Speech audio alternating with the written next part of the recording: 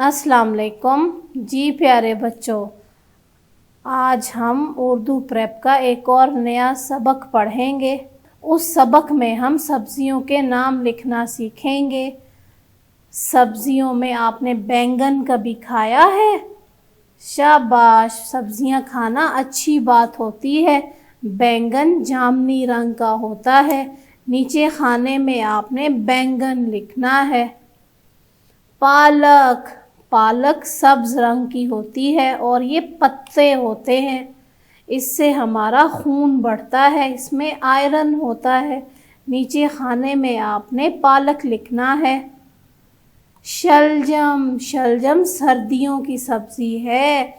शलजम हमारा खून बढ़ाते हैं और शलजम भी जामुनी रंग का होता है। नीचे खाने में आपने यहाँ शलजम लिखना सीखना है।